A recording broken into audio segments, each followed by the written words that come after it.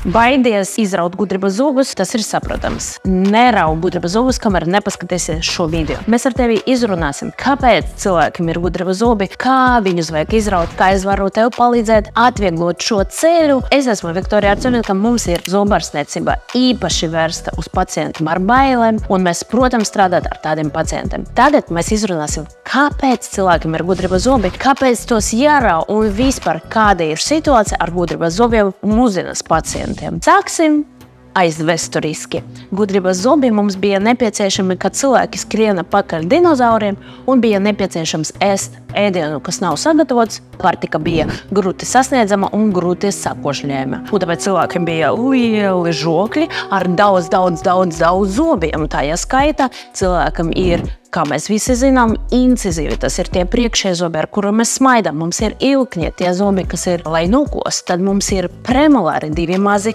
košļiešanas zobi, un tad mums ir 2 molāri zobi, kas ir 6. un 7.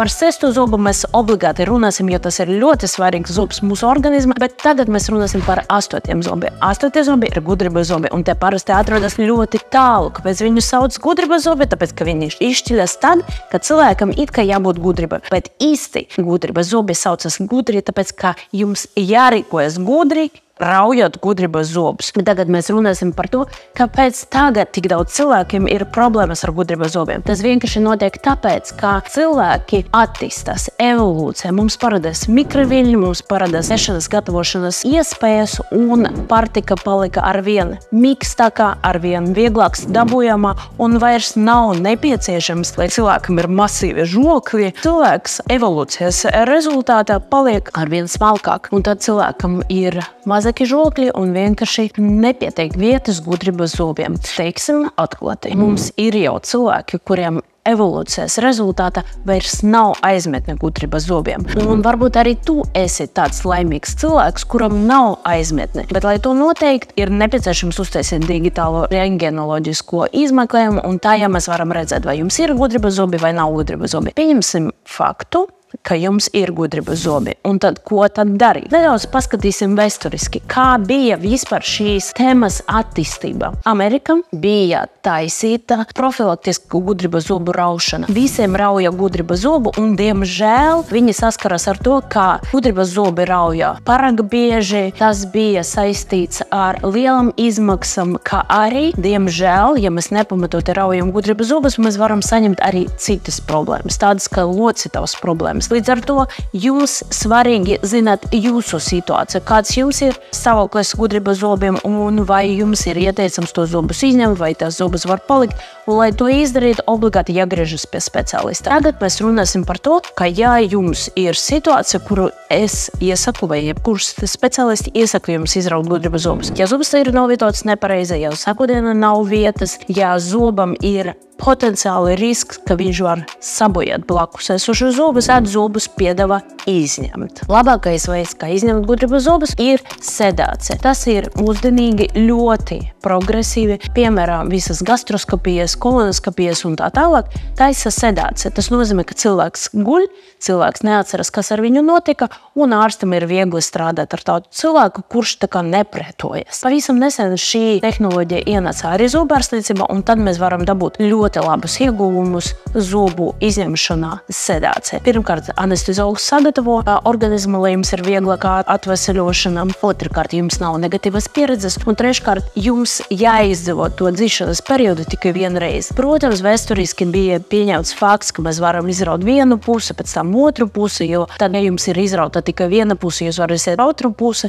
bet ticiet man, ja jums ir pusseja pietukusi, jums nekādas vēlmes īsti ēst nav. Līdz ar to, ja mēs raujam pa vienai pusē, mēs rūpīgi reiķinot skaitam, ka jums jādzer antibiotikas, jums nepieciešams izdzīvot rehabilitācijas periodu vismaz 2 nedēļas, un ja jūs to darat 2 reizes, tad vienā mēneša laika jums būs kaut kādi veselības novirzes. Līdz ar to mūsdienas cilvēks īsti nevar atļauties mēnesi nedarboties, nestrādāt, kavēt darbu, un lai atvieglot gan no finansiālā aspekta, gan no veselības aspekta, tad arī antibiotikas jums būs jādzer tikai viena reize, ja jūs to darat visu reizē. Es sapratu, ka gudrības zobu izņemšana ir diezgan nopietna aktivitāte, un parasti cilvēki mēdz novēlot to darīt, atlikt šo nepatikumu brīžu pēc iespējas vēlāk. Bet pieredze rāda, ka jo ātrāk jūs izņemsiet savus gudrības zobus, jo labāk. Mums svarīgi zināt, kā apakšžoklī ir tā saucams anatomiskais orientīrs, kas ir nervs. Kamēr gudrības zoba saknes nav attīstītas, mums ir mazāks risks, ka tas nervs var būt traucēts. Kā arī jaunajā vecumā kauls vēl nav tik stiprs un tos zobus vieglāk dabūt. Kā arī dzīšana jaunajam organismam ir daudz ātrāk un vieglāka. Līdz ar to, protams, zinātniskā literatūra nav stingras iedalījums, kurā vecuma labāk izņemt gudrības zobus, bet ir nosacījums, jo ātrāk jūs to darat, jo labāk. Mēs pilnīgi sapratam, ka saņemties izraut gudrības zobus ir diezgan liels izaicinājums. It īpaši, ja tie jums netraucē. It īpaši, ja jūs neapzināties riskus un faktorus, kuri var novest pie problēmām nākotnē. Mēs savā klinikā piedāvājam diagnostiku, mēs varēsim ar jums izrunāt plusus un minusus gudrības zobu izņemšanu, un mēs varam piedāvāt jums visoptimālāko veidu, kā to izdarīt. Maksimāli draudzīgi jums, maksimāli patīkami, un lai jums paliek pozitīvas atmiņas par šo procedūru. Daudzi no mūsu pacientiem saka, ka viņi negribēja piedzīvot gudrības zobu raušanu, un izmantojot sedāciju, viņi arī to nepiedzīvoja. Vienkārši atnāca pie mums, te daudz pagulēja, pamodas un zobi ir jau ārā. Tieši tādai pieredzei jābūt mūsdienas zobarsniecībai, jo mūsdienas zobarsniecība ir draudzīga. Mūsdienas zobarsniecība ir uz pacientu orientēta, un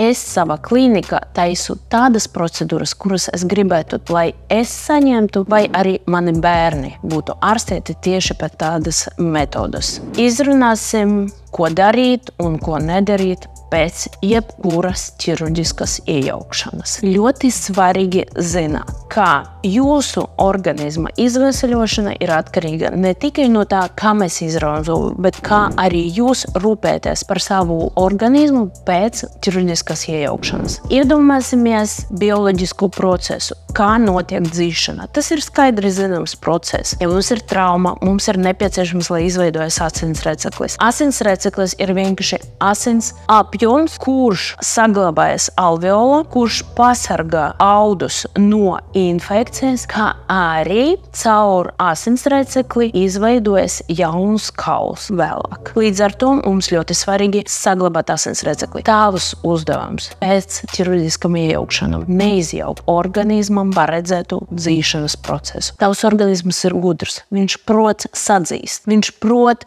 sev palīdzēt.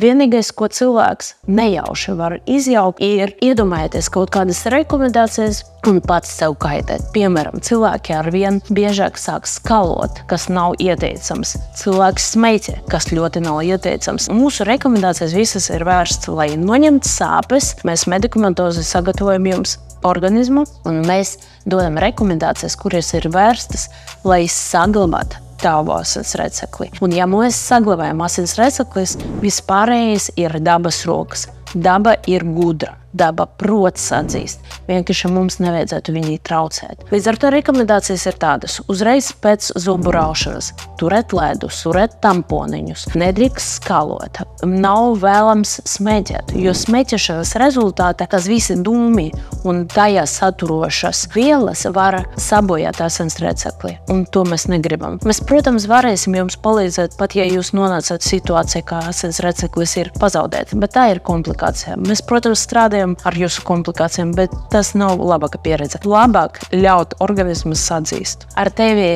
runāja Viktorija Artjomenko, es esmu zobārsts, īpaši bailīgiem pacientiem piemērots zobārsts. Un es iesaku paskatīties arī šo un šo video.